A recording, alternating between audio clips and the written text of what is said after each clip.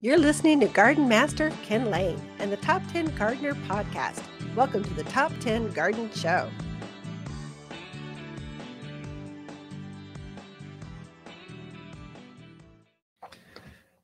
And we are back in the studio with Lisa Waters Lain. She comes each week with your gardening questions. What are people talking about out in the gardens? And this weekend, over hot dogs and garden classes and vendors and growers, and there were a lot of questions. People, the gardeners are anxious. They want to be out. They are tired of they're tired of the cold. Yeah. They want their plants. They're thinking, sipping tea and watching hummingbirds, not sleeting on the side of the windows in their house. So it's kind of exciting. Spring in the mountains. You never know what you're going to get. It's one of those things. The Midwest folks, they get fooled, and the tropical people. Right. Actually, anyone that's not from here gets tricked. So we don't slowly ramp up to spring. It warms up a couple degrees every week, and then finally it's spring, and then it doesn't freeze anymore, and it keeps going. No, it violently gets nicer. So we're going from 20 to it's going to be 70 for 3 days. That's back to 30. That's back up to 65. That's back down to, and we violently approach spring.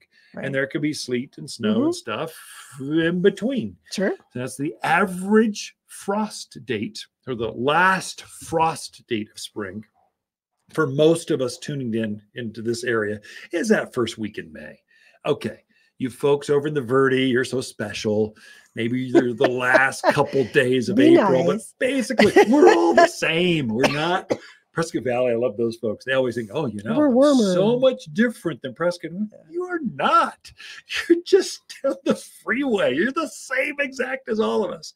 We're up at this high elevation. It's the elevation that does it. Just goes extreme warm to extreme cold.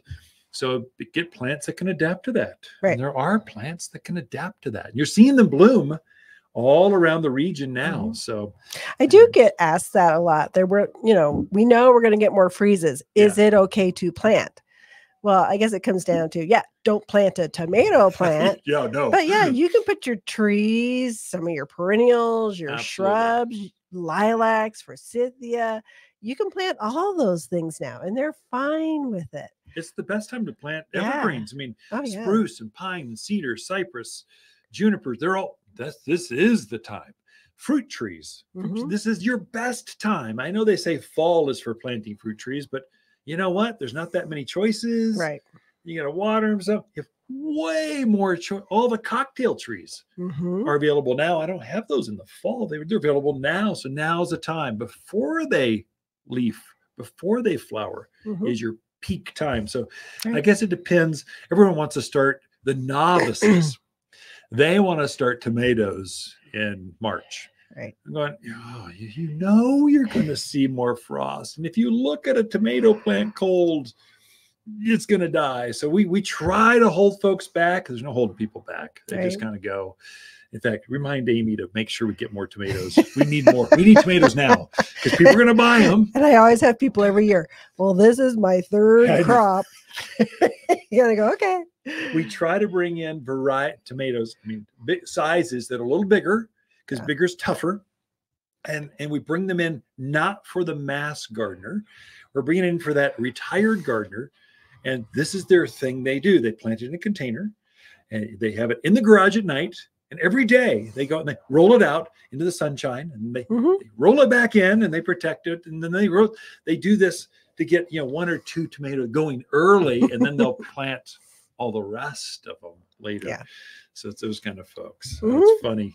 Gardeners are interesting. They are interesting characters, every single one of us. Yes. Yes. Okay. All right. Ready for some questions? Yeah, do it. Go for it. Okay. We're in the zone. So Melinda would like to know, do I still have time to put out wildflower seed? And if so, how heavy do you seed? Do you put like thick, can't see the ground coverage, sparse? How do you seed? So Melinda, great question. You have time. Go for it. You have until really the end of April. It can be dicey depending on where you're at, your elevation and stuff, but really you need freeze and thaw for your wildflowers. And we have that till the end of April, as we just mentioned that. So depending on where you're at, let's go for it. You should feel a little pressure to get the seed down kind of right away. So this weekend, come down. We'll help you pick the 4 native varieties that we put together here. We sell it in bulk. Now, going back to how far does each seed go? You don't put it on very heavy. It's not like lawn seed. You're not putting 8 pounds per 100 square feet. It's just like ounces. Because how big is a poppy plant? One seed is going to form one poppy plant, which is probably 6 by 6 by 6. So you're seeing how quickly you can fill up echinacea the same way. They get even a little larger. Gaillardias, even larger. And so your seed, you're trying to think through the plant mix or wildflower blend. When it gets done, are the plants spaced? So on average, you have about an ounce per 100 square feet. I mean, we sell it by scoops, and it's, I don't know, it's like a quarter tablespoon. It's a quarter cup goes per. Do you remember how many square feet that is? 150. 150 square feet for a scoop. And so, can you go a little bit heavier just in case the birds eat some, or I made a mistake? I didn't really scarify my soil correctly. I didn't open up the earth so it would receive the seed. Could you put a little heavier? Maybe, but I wouldn't go crazy. Right. What I tell folks is take your hummingbird mix. I want to attract more butterflies. We've got a mix for that. But then you also like poppies? Well, you might take a scoop of the hummingbird and butterfly mix and add a scoop of the poppy mix. And you can blend those and kind of shake and bake them and then spread that out. Usually you'll put a layer of compost, what we call premium mulch. We screen it down real tight. You just put it over as thin as you can over that seed, and that should be good to go. But yeah, Linda, great question. Your timing is perfect. Go for it.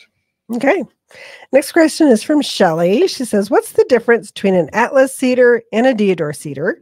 I'm looking for a large screen tree to plant as a screen. Yeah, that's good. And do you have any other recommendations? Yeah, Shelley, great question. You've been doing your homework. I can tell.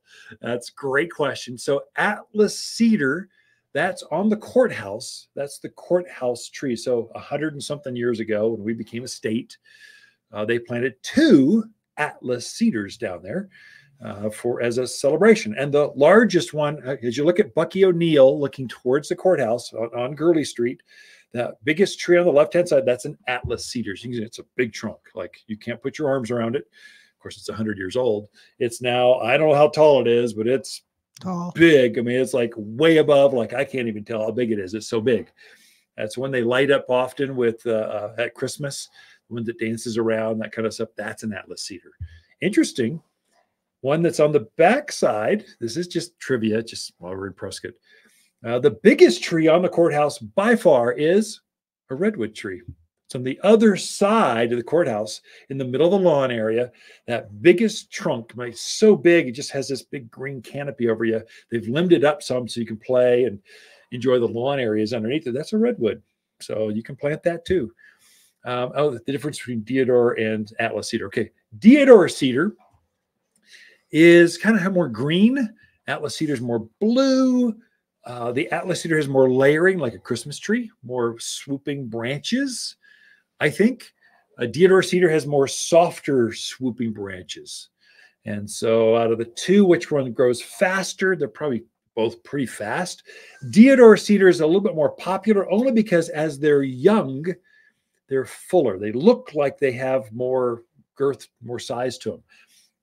It's just a way they grow in a container. Cedars don't fill out nicely. They need to be in the ground for a season, and then all of a sudden they go whoop, and they fill in just like that. I mean, these are big, thick. We're talking 50, 60, 70-foot trees by 25-foot wide, big swooping branches. Both are great choices. They're all both going to naturalize. There's probably more Deodar cedars just because when you look at them in the tree racks, the Deodar has more of a yellow-green look, but it has a little bit more. They still aren't full, but they have fuller look. The Atlas cedar is kind of a trunk with a few branches coming off, and you have to envision what it's going to look like. Look at the courthouse, and you'll see it. We're out of time. Oh, Thank gosh, you, Lisa. okay. That's it for this segment. Be right back. Ken and Lisa Lain, the Mountain Gardeners. Be right back after this. Growing up in Prescott, we knew spring was here when my grandmother's lilacs bloomed. I'm Lisa Waters Lain, and my grandmother would be thrilled with the new bloomerang purple lilacs at Waters Garden Center. They don't just bloom once in spring, they bloom again in summer. Mine bloomed 3 times last year, making spring last well into fall, and just $29.99. Come check out all the heavenly new sights and scents that are making this spring the most beautiful ever. Lilacs like Grandma used to grow and better. Waters Garden Center in Prescott.